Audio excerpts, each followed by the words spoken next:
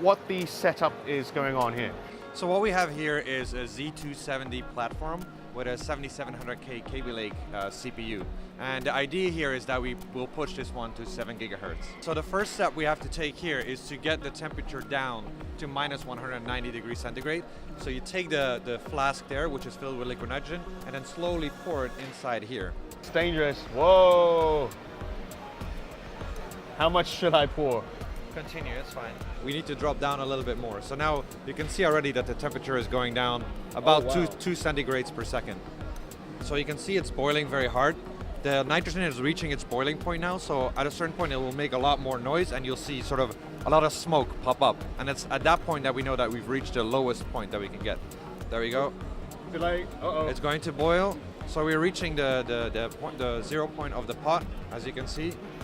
Minus 190 now. Yeah, and you can hear now that the noise is sort of gone of the pot. So now it's stabilized at the lowest temperature that we can get it, right? Until about 65 ratio, we can do it with 1.855 volts. If you want to hit 7 gigahertz, we're going to need about 1.925 volts. So I would say take the one core active ratio here, drop it to 60, click apply, and let's see if we can get to 6 gigahertz. Okay. Lam, am I doing this right? Yeah, sure. Okay, we're at 60. And, now. And you have to look at the core voltage, 1.855, right? 1.925. I'm really scared for some reason. Go I don't ahead. want to burn this thing. 6.6. 6.6. One more. One more. And I see the temperature is still 192 degrees Celsius. We're at the absolute lowest point. That Okay, we cool. can get the CPU at. Should I push to 7 gigahertz now? Are you ready for it? Yeah, sure. Let's do it. Apply. Okay. 7. Bam, we have it right there. Okay, that was a very... All right, so now the system froze up. Now we need to heat it up a little bit so we can... We're gonna heat it up? Yeah. So in order to make sure that it can boot fine, we're gonna heat it up a little bit to maybe... I can't believe you're doing this. To maybe minus 170, and then we drop down again. We're back into Windows now. Yeah, everything is working fine. So you can see there's no issues with the overclocking here. Oh, okay. Crashes at 7 gigahertz, you reboot and you try again. Okay. So the another important thing is to we have to hold the temperature in a stable temperature, because if the temperature fluctuates, then the course may be unstable, then all of the things gone. So the key is to keep the temperature stable. Okay, we're back up. All right, we're 7 gigahertz, yes! So now we can try to move up a little bit more.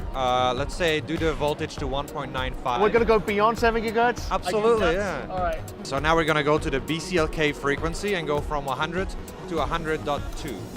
Okay, 7.02. Okay, we're gonna go up 100.4. Looks like it's slowing down.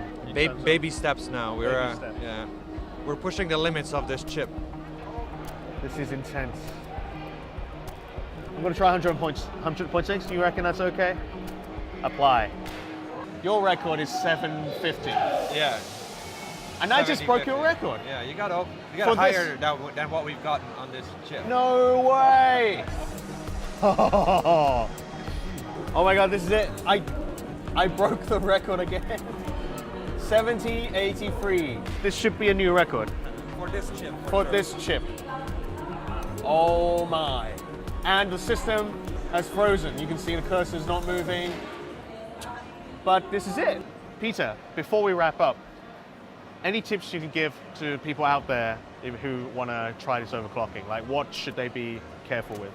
So first of all, I would recommend to start off on air cooling, then switch to water cooling, and then try to find someone in your neighborhood that's already doing the liquid nitrogen, so he can give you a guide on how to prepare your motherboard and your CPU for this kind of stuff. And then in the end, if you want to do this, just go with it. Just do it. Good. And Lam, what do you think? Or how? Any special tips? I know you have. Yeah, so you know one of our enemies is the water. So the waterproof job you have to done before anything you could do. So you see we have some blue towers cover the whole board. So we need to do anything better to avoid any water on our chips. So if any water stay on our hardware, then we'll burn.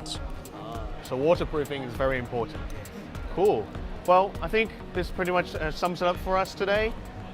Thank you guys for giving me this opportunity and also to let me break a record, apparently. Yeah, so this is it. Overclocking at Computex 2017.